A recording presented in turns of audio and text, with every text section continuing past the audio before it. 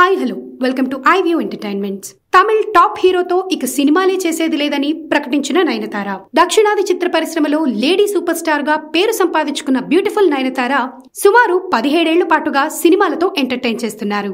నయనతార తెలుగు, మలయాళ, తమిళ్ చిత్ర పరిశ్రమల్లో సత్తాను చాటుకున్నారు. త్వరలో జవాన్ మూవీతో బాలీవుడ్ సినీ ఇండస్ట్రీలోకి సైతం అడుగు పెట్టబోతున్నారు.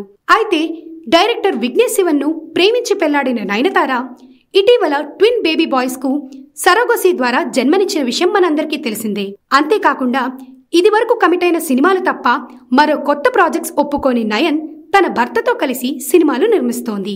ఈ క్రమంలో ఒక స్టార్ హీరో చేతుల్లో విఘ్నేష్ అవమానానికి గురి కావడంతో అతనితో సినిమాలు చేసేదే లేదని తేల్చి చెప్పిందట నయనతార. ఇక విషయంలోకి వెళితే తాజాగా విఘ్నేష్ శివన్ కు తమిళ్ స్టార్ హీరో అజిత్ తో కలిసి సినిమా చేసే అవకాశం వచ్చింది. ఈ మూవీ ఫిబ్రవరి మొదటి వారంలో సెట్స్ పైకి వెళుతుందని వార్తలు వినిపించాయి. ప్రముఖ నిర్మాణ సంస్థ లైకా ప్రొడక్షన్స్ ఈ చిత్రానికి నిర్మించేందుకు ఓకే చెప్పినట్లు టాక్. సెట్స్ పైకి వెళ్లే సమయంలో చివరి క్షణంలో విఘ్నేష్ శివన్ కు హీరో అజిత్ షాక్ ఇచ్చాడట. విఘ్నేష్ చెప్పిన కథ అజిత్ తో పాటు లైకా సంస్థకు నచ్చలేదట. దీంతో కథలో కొన్ని మార్పులు చేయమని అజిత్ చెప్పాడట.